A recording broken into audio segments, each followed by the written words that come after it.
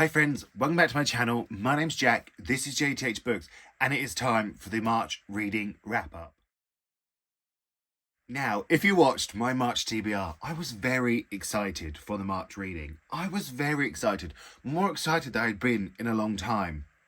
And, well, I read 9 books, but I cannot believe that I read 9 books. I didn't have a great month. I did not have a great month. Birthday was a bit of a letdown. I just didn't have a great month. And I can't believe I never felt like I was reading. I honestly just felt like I was never picking up a book.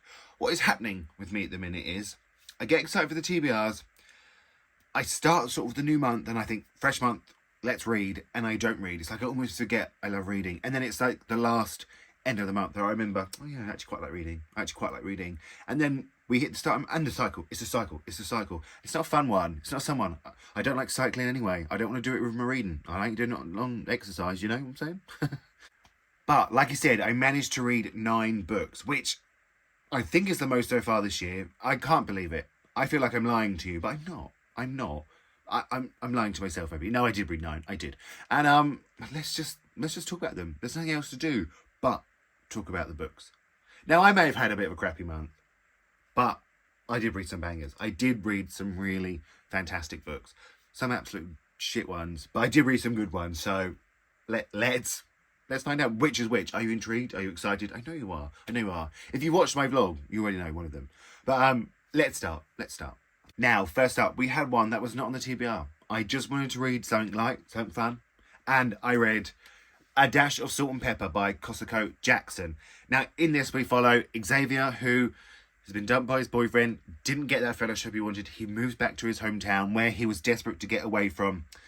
And he gets introduced to Logan, who is a chef, and Xavier has a bit of a talent for cooking, and he starts working for him, and romance ensues. It did what I wanted it to do. It gave me a bit of fun. It made me blush. You know, it just gave me what I wanted. I really liked that it was a romance. You know, it had a bit of a spicy scene in it. Well, couple. But I liked that there was decent character growth in it. I liked the fact that there was a bit of a plot. I really liked the fact that they were like trying to save his restaurant. I always love to read about that. I always love to read like you know those cheesy Hallmark movies where they're like, oh, we need to save our Christmas shop, and I'm like, yeah, save it. I'll help you. Do you need money? Should I write you a check? So I loved all that. I just thought it was fun. And listen, Logan, I know you're a fictional character, but are you watching? Hello, sir. I know you're a bit older than me. I don't care. Let's meet up. Even though you're with Xavier now, so I shouldn't say that. And I just want to say, look, Xavier here, looking good. Logan, no, that does not do him justice. My man doesn't look like that. Okay, he doesn't. But yeah, it was a fun read. It was a quick read. It was exactly what I needed. It was a sort of a palate cleanser, and I really enjoyed this one. I'm So Not Over You by this author too, which I will pick up now. I own it, so I'll actually read it. So that's always a bonus. Next up, I read Evenings and Weekends by Oisin McKenna. Now, this is a story set over a weekend in London, and there's a heat wave and a whale. That's all you need to know. No, it's not. We follow 4 people who are connected by friendships or family, and it follows them over this weekend, and it's a pretty big weekend in their lives for all of them. And I really, really enjoyed this. This is one of the bangers. I thought it's a brilliant debut. I loved his writing style. I sort of loved those sort of connections where you see it from one perspective and then you pick up it from another. I absolutely love that, and I think he does it really well, because of course, if you're hearing about the same thing over and over again, it can be boring. I don't think he ever does that. I think this is a really heartfelt book. I think it has a lot of questions. It just felt like a weekend in London, and I just adored it. And it had a whale. It felt really literary to me. It felt exciting. I felt like it had a bit of an open ending for some of these characters, which I would love to know more. I just thought it was a really sharp, tasteful debut, and yeah, I want to know more. It just felt so real, and I love the way it was written. I love his writing. I'll be picking up whatever he writes next. I also feel a bit bad saying that because it's the debut, you know, take your time. But I really enjoyed this one. Then, next up, I listened to on audio. I put the cover here. It was Machines Like Me by Ian McEwan. Now, this was the story of a man who gets some money and decides to buy sort of like one of these lifelike robots that they have invented, and he's sort of having a bit of a fling, like a sort of a romance with his next door neighbour, but she ends up falling in love with the robot, and then it still becomes a love triangle, and I hated it. I gave it 1 star. I thought it was so awful. I thought it was unnecessary. I just didn't get it, and there was then a sort of a gangster was after her, then they were adopting a child, and then the robot became too powerful, but then it also didn't. I didn't get it. I didn't like it. I didn't get it. I thought it was a complete waste of my life. I didn't get it. And it was like set in the 80s, but it was set in a sort of alternate universe in some ways. For example, Alan Turing, who was still alive in this book. And I think this author should apologise to Alan Turing. He did not need to be brought back alive for this. It's an insult. I didn't like it. I thought it was so bad. I give it 1 star. I didn't like it. I didn't like it. I didn't like it. I can't really remember anything else about it. I didn't like it the way it was. I just didn't like it. It was not good. It was not good. If you like it, good for you. You're much more intelligent than me probably, and you got it. I didn't get it. I didn't like it. I'm so glad I listened to it on my library app and I didn't buy it. Next up is the book you voted for the month. Now, there is a vlog for this. I will link it down below. If you want to see my full thoughts, go watch that. I read These Violent Delights. Now, this is the story, oh my goodness, what are their names? Paul, who goes to university and meets Julian. He meets Julian, and they sort of form this romance, but then it gets dark. That's what I'm going to say. Just watch the vlog. I didn't like it. Spoiler for the vlog. I didn't like it. I thought it was awful. I gave it a 1.5 star. The only reason I got a 0.5 because I was kind of intrigued. They're sort of friends, and then they become lovers, even though it seems like they don't really like each other. Julian is very sort of makes nasty comments, and Paul just sort of like laps it up, and I don't get it. And then he ends up trying to impress him by killing for him. Then he sort of tries to kill him. I didn't like it. The only reason I did give it that 0.5 star because it intrigued me a little bit to see if they were going to get away with their crime, but they didn't. It's full of spoilers, really sorry. I didn't like it. I didn't think it was written very well. I know like Dark Agony was in. I just didn't. No. The trouble is, I think if you're going to write a romance like that, you have to make them likeable, and they're not. So I was just sitting there questioning why would he do this? Like, I wouldn't kill for anyone. Like, not even someone I really like, I'd be like, no. Like, it seems like a lot of work. So you're not going to do it for someone that doesn't even really like you. It was shit. Sorry, it was shit. Next up, I read Providence by Craig Wilsey. Now, this is a story of Mark, who is a teacher at a university. It's a bit of a rut in life, and he meets Tyler, who is his student, and they sort of begin an affair. This actually has similarities to that other book, but I like this one better. I did enjoy this one. I've seen people like calling it a thriller online, and I wouldn't say it's a thriller, but if you're going to class it as one, I say it's more my type of thriller. Look, they have an affair. It goes too far, and a murder happens. And again, if you're going to murder him, don't call me. But I kind of got this one a bit more. I feel like there was a bit of foreshadowing for it. I felt there was a theme of it running through.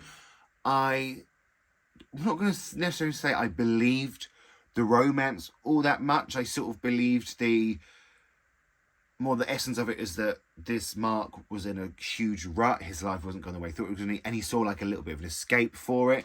But I thought it was clever. I liked the ending when it all tied together like that with all the foreshadowing and the elements running through it. So, yeah, I think I gave this one like a 3.5 star. It was much more successful for me. This was kindly sent to me by Union Square & Co. It comes out in April. And if you're looking for that sort of book that will entice you and intrigue you, I think this will be the one for you. Now, next up, I read Cinema Love by Jiamin Tang. Now, this was a very, very high anticipated book for me. It was probably like, it was a 5-star prediction. It's probably my most anticipated book for the first half of this year. And friends, I am pleased to tell you it did not disappoint me. I gave this book 5 stars. Now, in this we follow Old Second and Baomei, who have met in a workers' men's cinema where Old Second cruises for men and Baomei is the ticket seller, if you like. And it is the story of their lives. And I thought it was absolutely brilliant. That is such like a small synopsis, but I don't want to ruin it, any of it for you, because I can't believe how far this book went and how wide it was and how all-encompassing it was. I thought it was absolutely brilliant. It is a debut novel, but it is so brilliant.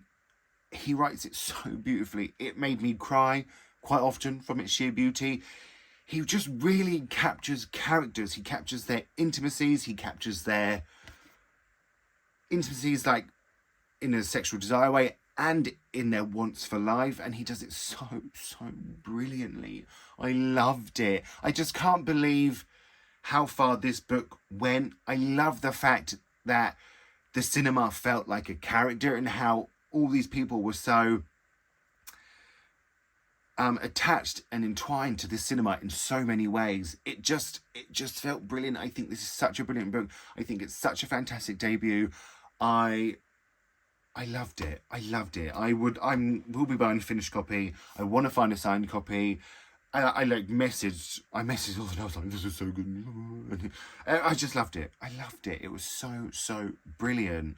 Oh, I could read it again. I just think it was such a surprise of the depth that was taken and the characters we met. And it was just brilliant. It was absolutely brilliant. And this was kindly sent to me by John Murray's. It comes out on May the 9th. Then I listened to on audio Red, White and Royal Blue by Casey McQuiston. Now this is a reread for me. I've read it before and I didn't love it when I read it before. And then I watched the film and I love the film. I've watched the film so many times. I could stop this right now and watch the film. But then I listened to the audiobook again. So in this we follow Alex, who is the President of the United States' son, and he absolutely hates Prince Henry, the Prince of England. And after a little incident, they are forced to pretend to be friends and romance ensues. Now, I gave this 2 stars. Me and this book just do not gel. I think it takes itself a bit too seriously. I think it, I just don't get it. It takes itself too seriously. I think it's actually a bit too detailed for what it is. I think the characters are a bit too sort of, not goody-goody, but too sort of self-aware of themselves. I know this is a bit like bad to say for a reader, but I prefer the film. I think the film takes the best bits of the book and highlights them and runs with it and does a great job. I think this, I just never even feel like the romance in the book. I just know, I don't like this book. I'm just going to have to accept that I don't like this book. I feel like, and I know so many people love this book and I feel bad that I don't love this book, but I don't love this book. Don't shout at me if you love it. I just don't. I love the film. Could I watch the film today? Probably. It's highly likely that I will, but not the book. Not the book. Please don't make me read the book. I'm done with this. This is my journey with the book over now. I've tried it in different formats. I tried. I wish I was the kind of boy that loved it, but I just don't. Next up, I read my non-fiction for the month, which was, I was getting close to the end of the month. I thought, I cannot break my chain because I have not broken this since January 2022. But I read Soft Lad by Nicholas Grimshaw. Nick Grimshaw. It feels weird to call him Nicholas. This is just a collection of stories about times in his life. He is sort of a radio presenter here, podcaster here in the UK. I listened to one of his podcasts called Dish, and I'm a big fan of him. And I enjoyed this. I think there are some really heartfelt moments in it. There are some stories here that are sort of just meant to make you laugh, and they didn't really make me laugh. But I've been in a bad mood for other months, so nothing really made me laugh. But there are some sort of heartfelt ones here, and sort of, I liked to hear about his growing up and accepting himself and him finding love. They were all really sweet. And I just really enjoyed this one. It was nice to get to know him on a deeper level. I don't actually know him at all, so that's weird to say. But yeah, always looking at me. It was fine. It was good. I enjoyed it. I'm glad I managed to read a non-fiction for the month. And lastly for the month, I read James by Percival Everett. Now this was kindly sent to me by Book Break. There'll be a link down below. This comes out in April, so this month. Now in this we follow James, who is a slave that finds out he is due to be sold, and he runs away. He tries to run to a free state, and he is followed on this journey by Huck, who fakes his own death to avoid being reunited with his violent father. Now if you couldn't tell by the names there, this is a retelling of the adventures of Huckleberry Finn, and it sounds weird to say I enjoyed this book, but I enjoyed this book. It is at times tense. It goes on a real journey, and I like that sort of they get separated and they keep finding each other, and I like that there was like a sort of a, you're hearing it from the slave's perspective, which I think is really important, and I think what Percival Everett does really well is sort of just he captures a casualness to it all, which makes it even more sort of shocking and hard to read. I don't know if that makes it, I hope that makes sense, but he just nothing seems sort of too harsh or too out of the blue. And where you're getting it from James's perspective, it's just another ordinary day for him, so it's just really hard to read in that sense. But it has so many twists and turns.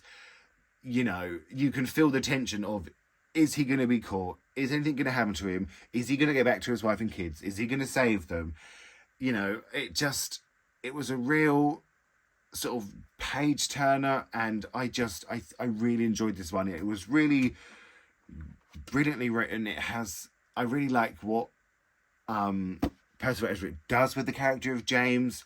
It was just hard to put down. I read it really quickly, actually, and it was it was the perfect book to finish the month on. It was just what I needed, and I just think it's a great book. And like I said, thank you to Book Break for sending this to me. There'll be a link down below, and it comes out in April.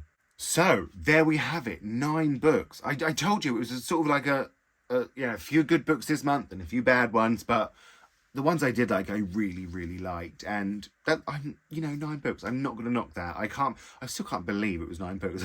I feel like I've told you a lie, but I generally haven't. I check my story graph. If you want to follow me on Instagram, anywhere, it's all linked down below. Let me know if you've read any of these. If you're interested in any of these, let me know how many books you read this month.